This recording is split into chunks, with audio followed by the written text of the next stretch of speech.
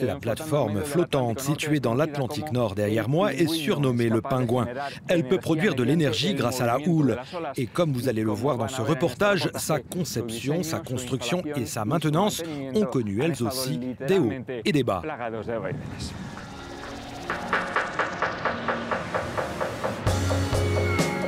Les 3/4 du globe étant recouverts par les mers et océans, l'énergie houlomotrice, c'est-à-dire produite par le mouvement des vagues, représente un potentiel immense. Les îles Orcades font figure de paradis des vagues. Un lieu idéal pour tester un prototype qui convertit la houle en énergie. À chaque passage d'une vague, la coque, qui est asymétrique, se met en mouvement. À l'intérieur de la coque, il y a une masse excentrée qui commence à suivre le mouvement de la coque. Et ce mouvement est couplé à un générateur qui lui aussi entame sa rotation. C'est comme ça que le mouvement de la vague est transformé en une rotation continue à l'intérieur du pingouin. Le prototype est ancré au plancher marin à 50 mètres de profondeur. Il a été installé au printemps 2017. Cet hiver, on a eu des vagues énormes, jusqu'à 18 mètres de haut, et régulièrement des vagues de 10 mètres de haut. Et tout s'est bien passé. Des câbles sous-marins acheminent l'énergie collectée jusqu'à cette station où elle est stockée puis intégrée au réseau électrique local.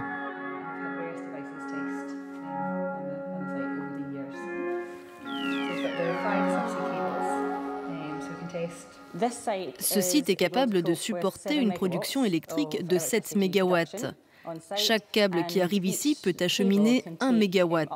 Ce qui est important dans le fait de propager cette électricité au réseau local, c'est que les développeurs du prototype peuvent générer des recettes avec la quantité d'électricité produite pendant la période de test. L'ensemble du système est contrôlé depuis des laboratoires situés dans cette université locale. La fibre optique permet aux pingouins d'envoyer des données aux ingénieurs sur place.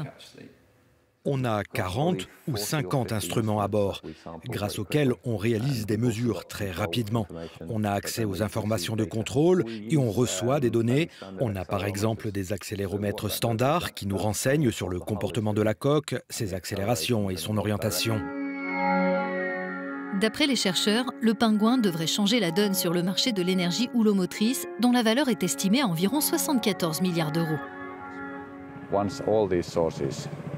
Quand toutes ces sources d'énergie et toutes ces technologies seront en service, en pleine utilisation, je crois que l'Europe et le monde dans son ensemble seront tout à fait différents.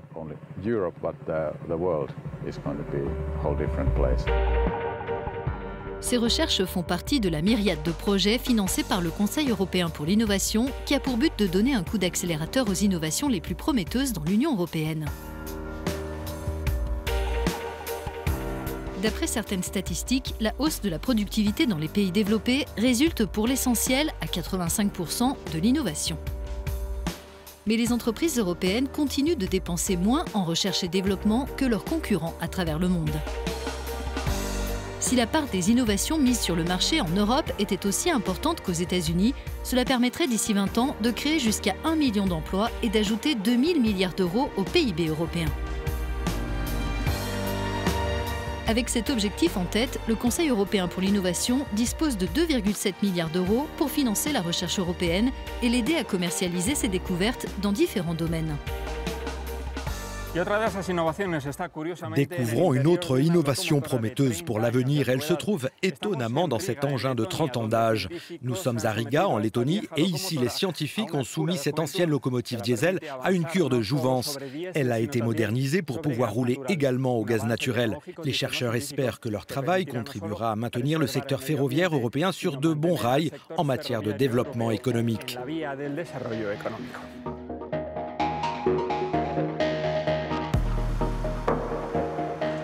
Il suffit de quelques jours pour installer la vingtaine de pièces mécaniques qui feront fonctionner cette locomotive en mode hybride. Cette transformation permet de réduire de 15 à 20% les émissions de dioxyde de carbone et de plus de 30% les rejets d'oxyde d'azote.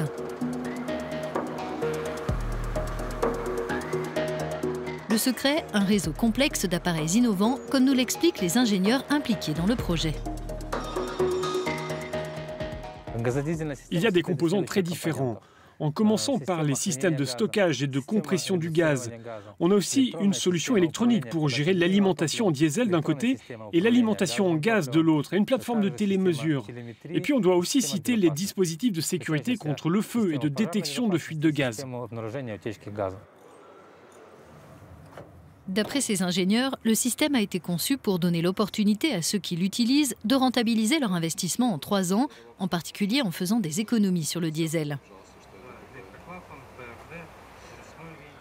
Les technologies hybrides visent à répondre à des défis cruciaux dans le secteur ferroviaire, les coûts de carburant et l'impact environnemental. Les coûts de carburant représentent jusqu'à 50% des coûts opérationnels dans le ferroviaire. En remplaçant le diesel par le gaz naturel, on peut augmenter de 40% les économies réalisées sur le carburant. Ces locomotives hybrides, diesel, gaz naturel, supposent aussi de résoudre de nombreux défis. Leurs moteurs sont exposés par exemple à des températures et des pressions de combustion plus élevées. Mais les ingénieurs ont trouvé la parade avec des solutions informatiques et mécaniques sophistiquées. Le système de télémesure a une fonction de répartition qui donne rapidement l'alerte en cas de situation critique. Ces données nous aident à réduire les temps de maintenance et à améliorer la gestion quand on doit utiliser d'autres locomotives en remplacement. Le système dispose aussi d'une plateforme d'intelligence artificielle pour alerter sur d'éventuels problèmes au niveau des moteurs que l'on ne pourrait pas détecter autrement.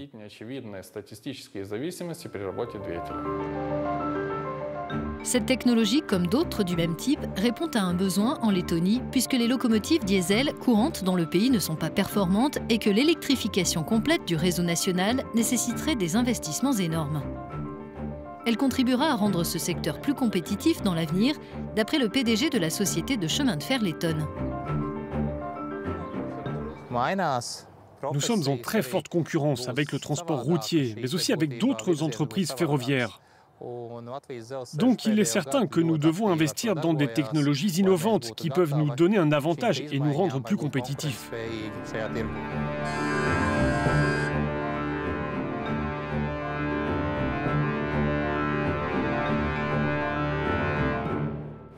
Abordons pour conclure cette question. Comment améliorer la compétitivité des centrales électriques européennes? Dans celle-ci, en Suède, on utilise du bois déchiqueté comme biomasse. 100 000 tonnes de bois déchiqueté servent ici chaque année à produire de l'énergie. Et une technologie très innovante est en cours de test dans l'objectif d'améliorer le rendement et la compétitivité de ce secteur. Cette centrale produit à partir de bois déchiqueté de l'énergie pour fournir du chauffage et de l'eau chaude aux 20 000 habitants de la ville voisine.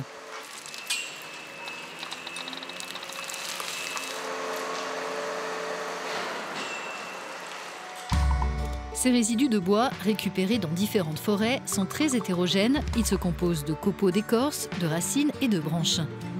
Leur qualité est très inégale. Souvent, ils ont une valeur énergétique faible et parfois présentent une trop forte humidité. Et il y a encore d'autres difficultés. Voici un exemple des problèmes auxquels on est confronté. Ce sont les cendres que l'on obtient après la combustion du bois déchiqueté quand il est plein de poussière, de sable ou de cailloux. Dans ce cas-là, les cendres forment une sorte de bloc de verre qui peut nuire au fonctionnement de tout notre système.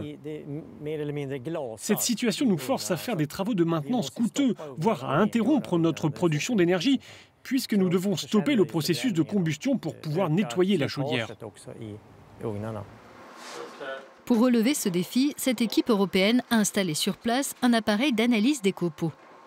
En 1 minute, il évalue le taux d'humidité d'un échantillon et détermine le contenu des cendres qui résulteront de sa combustion, sa valeur énergétique et l'éventuelle présence de sable et de cailloux. Solliciter un laboratoire spécialisé aurait pris plusieurs jours. C'est d'abord un problème économique. Grâce à cet appareil, vous pouvez vérifier la qualité de cette biomasse.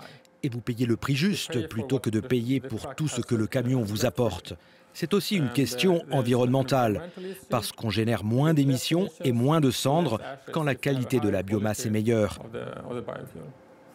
Et ensuite, il y a moins de maintenance quand vous avez moins de cailloux, de sable et de poussière dans les chaudières. L'usure est moindre.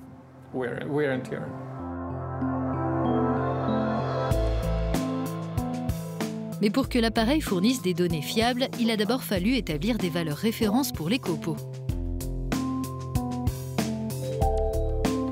Le système utilise des faisceaux de rayons X pour détecter la présence de matériaux comme le sable ou la pierre qui ont de plus fortes densités que le bois.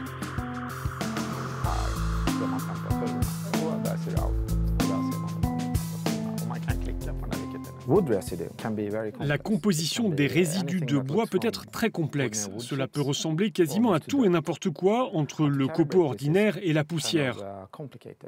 Et pour calibrer cela, c'est très compliqué parce qu'on doit faire ce calibrage pour une quantité énorme de matériaux très différents. Mais ce laboratoire nous permet de travailler avec les bons échantillons et de faire ces calibrages. Prochaine étape, selon les chercheurs, installer des appareils d'analyse similaires sur les tapis roulants pour contrôler plus rapidement de plus gros volumes de biomasse. Et si les coûts opérationnels sont plus faibles, une baisse du prix de l'énergie est à espérer, assurent les responsables de cette centrale.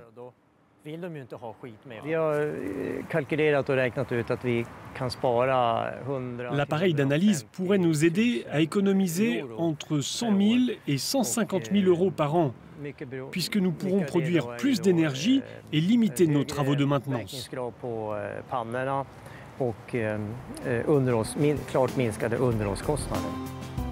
D'après ces chercheurs, cette même technologie d'analyse pourrait être employée pour d'autres matières premières utilisées comme biomasse à travers le monde, comme les balles de riz et les pailles de céréales.